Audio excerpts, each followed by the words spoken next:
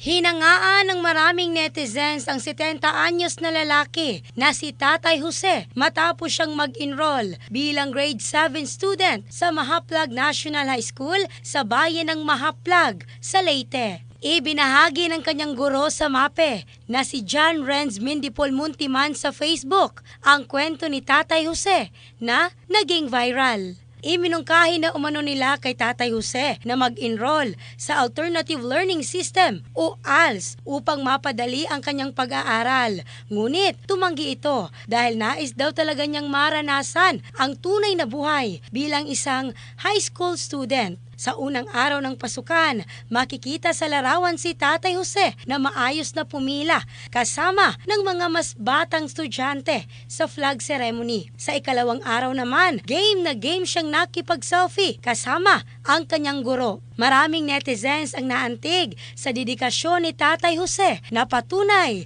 na hindi hadlang ang edad sa pag-abot ng pangarap at sa pagkakaroon ng edukasyon. In the heart of changing lives, ako si Michelle Craste ng Brigada News Philippines, the Music and News Authority.